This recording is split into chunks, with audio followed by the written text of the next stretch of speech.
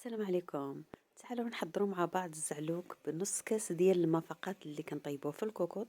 فقط ما عليك الا تقطعي الدنجال وتحطيه في الكوكوط وتسدي عليها. ما كياخدش منك وقت طويل. كنزينوه بهذه الطريقه هذه. المعروف ان الزعلوك من بين المقبلات المغربيه العالميه اللي كتكون حاضره دائما على الطاوله ديالنا مع جميع الاكلات اللي كنديروها. فاليوم غادي نحضروها باسهل طريقه، بسرعة كيوجد وكيكون صحي ورائع جدا ولذيذ. كنزينوه بزيت الزيتون وبهاد الخضار. فإلا وصلتوا حتى لهنا ما تنسوش انكم تدعمونا، لان في انواع كثيره ديال الزعلوك. فديروا واحد الدويره في الصفحه، غادي تلقاو الزعلوك اللي في الفران، الزعلوك المقلي، الزعلوك المبخر.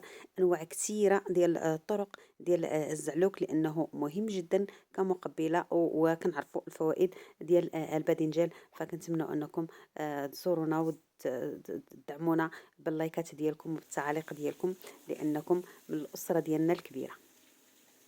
كناخذوا واحد الكوكوط، كنكونوا ديجا قطعنا الطماطم، حيدنا ليه الزريعه. غادي نحط الزيت، حتى الزيت الزيتون غنضيفو حتى الاخر، حيت زيت المائده. ونحط عليها ديك الطماطم اللي مقطعاها رقيق، وغنزيد عليها حتى الدنجال اللي قشرته وقطعته حتى هو مكعبات.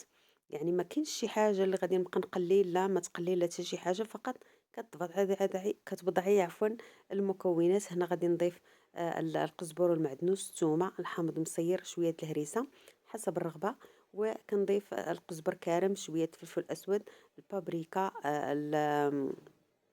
غنضيف عليها ايضا واحد المعلقه ديال طماطم صلصه اللي هي مطشه ديال الحك، والعطريه اللي شفتو حطيتها لكم في الفيديو.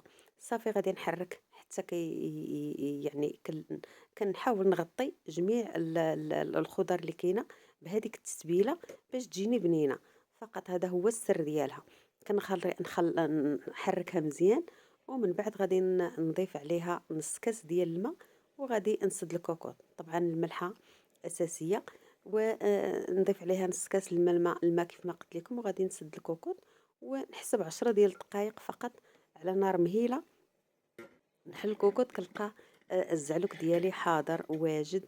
الا كان باقي فيه شويه الماء كنخليه انني نخليه على النار بدون ما كنسد الكوكوط، ونبقى تنحرك حتى كيوقف على الزيت ديالو. شوفوا ما شاء الله. الا بغيتو تدعكوه راك تجيبوا الهراسه ديال البطاطا وكتدعكوه، ولا كتبقاو كطيبوا فيه حتى يتهرى بوحدو. هنا غادي نبقى نحرك فيه حتى كيوقف على الزيت ديالو. شفتوا ما شاء الله. وكديري فواحد السوبيره وتبقاي كل نهار كتحطي منه شويه لوليداتك. الصحه والراحه.